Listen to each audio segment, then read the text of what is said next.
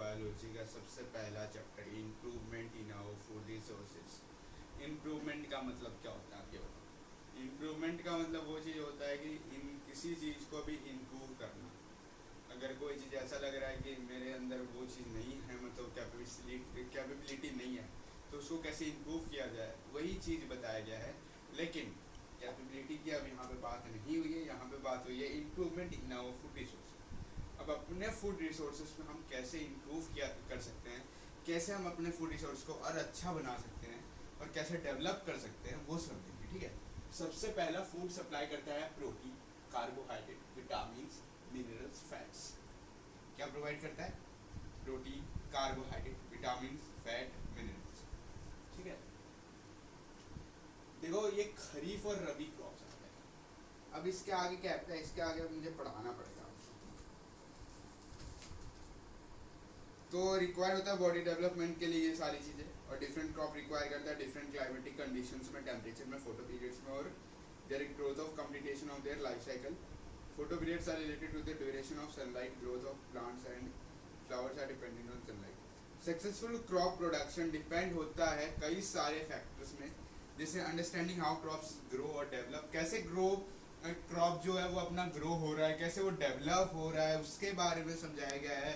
Affect कैसे कर रहा है वेरियस न्यूट्रेंट को, क्लाइमेट कंडीशंस को, मैटर को, सॉरी वाटर को, on the growth of the plant के ग्रोइंग में। ठीक है, मॉडिफिकेशन और मैनेजमेंट हर एक फैक्टर को इंक्रीजिंग करता है फील्ड ऑफ द क्रॉप। जहाँ पे आपने क्रॉप लगा रखा है ना, तो वहाँ वाले फील्ड को एक टाइप से वो इंक्रीज कर देता है। The crops which are grown in rainy season, the kharif season from June to October is called kharif crops. Important है, SSC UPSC दोनों में पूछा जाएगा। The crops which are grown in rainy season is called kharif crops. Rabi crops, the crops which are grown in winter season is called rabi crops. अब आएगा hybridisation. ठीक है, रुको हाइब्रिडेशन अभी नहीं आएगा, सॉरी। तो फॉर एग्जांपल पैडी हो गया, सबसे अच्छा एग्जांपल है खरीफ क्रॉप का paddy, soybean, maize, pigeon, pea, cotton, green gram, black gram और kharif crops. The crops which are grown in winter season are November to April के बीच में जो क्रॉप्स ग्रो होता है उसको हम बोलते हैं रबी क्रॉप्स। ठीक है, तो वीट हो गया, ग्रेन्स हो गया, पीज हो गया, मस्टर्ड हो गया, लिंक्स हो गया और रबी क्रॉप्स हो गए, ये सारे आपके रबी क्रॉप्स के अंदर में आते हैं। ठीक है, crop variety improvement, it can be done either by hybridization और बाय इंट्रोड्यूसिंग ए जेन। मतलब इसको हम डन कर सकते हैं बाय हाइब्रिडेशन की थ्रू में, और इंट्रोड्यूस कर सकते हैं जेन को। क्रॉप इंप्रूवमेंट इन हाइब्रिडेशन, कैसे हम क्रॉप इंप्रूवमेंट कर सके हाइब्रिडेशन में? तो हाइब्रिडेशन रेफर करवाता है crossing between genetic dissimilar plant. This crossing may be interpreting between different varieties, interspective between two different species of the same genus, और intergenics between different genera। मतलब hybridisation जो चीज होता है ना, वो क्रॉस करवाता है। वो क्या करवाता है? वो क्रॉस करवाता है बिटवीन जेनेटिक डिसिमिलर प्लांट को, और क्रॉस करवाता है में इंटरवेटेड बिटवीन डिफरेंट वेराइटीज को। ठीक है, crop improvement by introducing a जेना।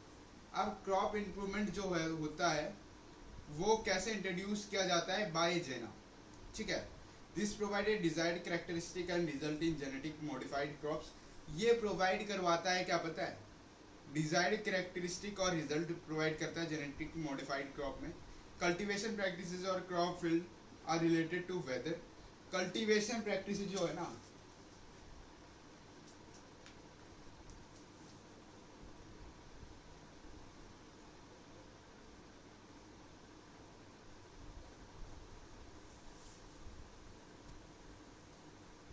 और क्रॉप फील्ड,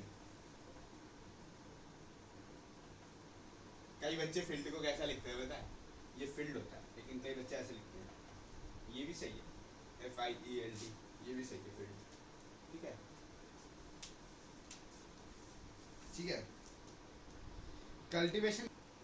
कल्टीवेशन प्रैक्टिसेस और क्रॉप फील्ड ये रिलेट करवाता है वेदर, सॉइल क्वालिटी को रिलेट करवाता है, और अवेलेबिलिटी ऑफ वाटर, वाटर की अवेलेबिलिटी की मतलब ये प्रैक्टिस करवा क्रॉप फील्ड रिलेट करवाता है। किससे किससे याद रखना है।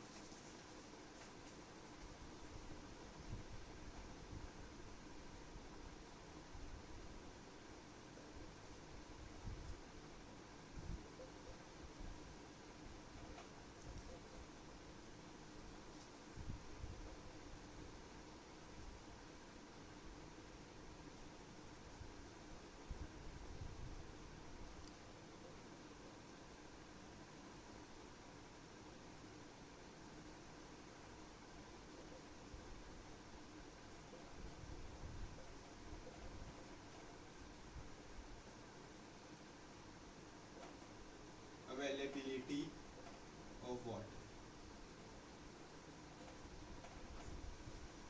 This is the important chapter ना, this is a very very important chapter.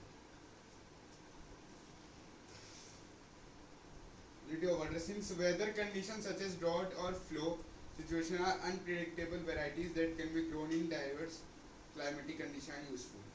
तो बोल क्या रहा है कि जो वेदर कंडीशन होता है जैसे सच एज ड्रॉट, ड्रॉट हो गया, और फ्लो सिचुएशन जिसमें आ जाता है वो अनप्रिडिक्टेबल वेराइटीज में आएगा, जो ग्रो होता है, डाइवर्स करवाता है क्लाइमेटिक कंडीशंस, और ये यूजफुल होता है, बहुत ज़्यादा यूजफुल होता है, काम करता है। The factor for which variety for of improvement is done are higher field to increase the productivity of crop per acre, improved quality, the quality of crop products vary from crop to crop, the protein quality is important in pulses, oil quality in oil seeds, preserving quality in fruits and vegetables, biotic and abiotic resistance, biotic और abiotic resistance याद कर लेना, पक्का पूछा जाएगा, ठीक है।